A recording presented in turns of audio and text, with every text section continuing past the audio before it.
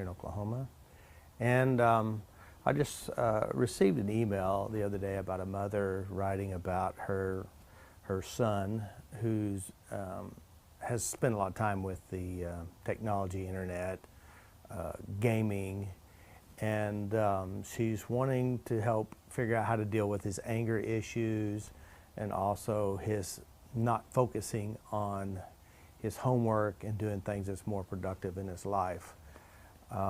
That's a very common age-old problem, not just today. Of course, you know, today they're using technology, computers, iPhones, etc.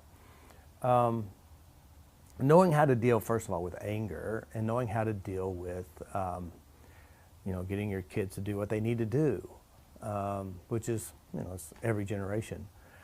But, you know, I remember when I was in Wichita, Kansas, a mother had brought her 17-year-old son, and of course he's staying home playing the internet, getting high, smoking dope, hates school, hates his parents, hates his life, and she booked a session with me.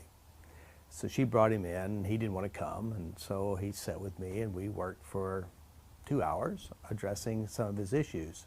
And of course, you know, what I do is I just find the resources that people use to create their problems. For this guy here, he hated school. He hated school. He hated going to school. He hated his parents. They divorced. He felt hurt, rejected, frustrated, wanted to get high all the time, and his life was going nowhere. And he spent a lot of time wasting his time on the internet. So basically, I just sat down. I just did an emotional assessment, such as memories and issues and problems, everything he gave me, all right?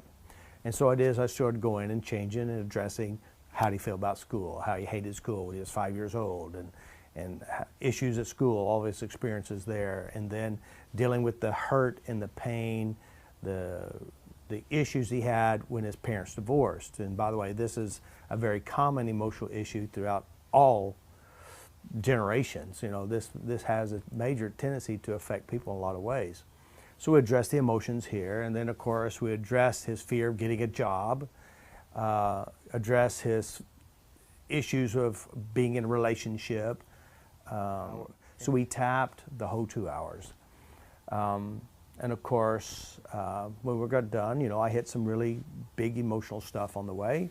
When we got done, he went out to his car, Don picked him up, and he told his mom, this is a total waste of time.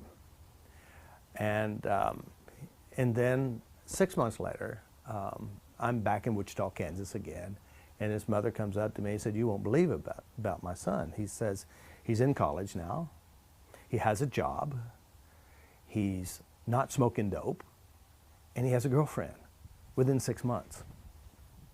Now there is an interesting thing about children, adults, is that we have a tendency to use our past hurts, pains, fears, traumas at an unconscious level, not knowing why we do what we do.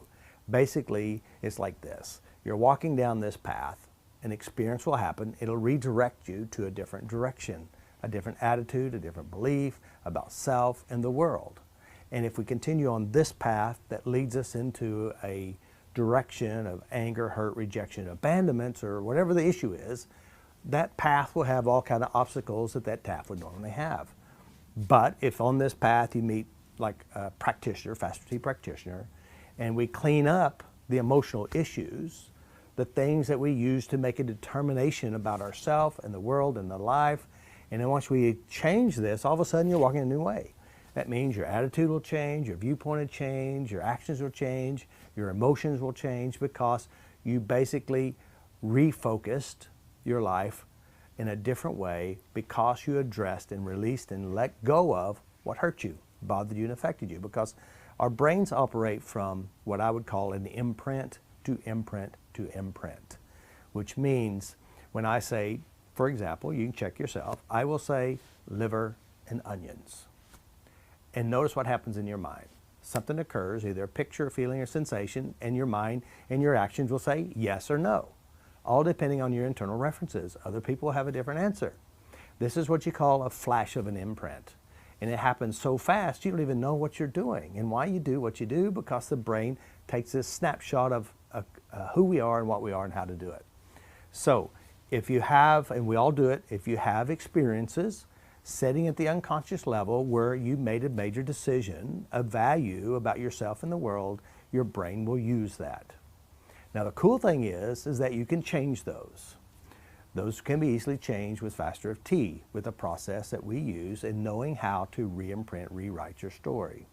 So a lot of children, as well as adults, will have a single experience and they'll make a value assessment at the unconscious level, and from that point they'll be walking differently.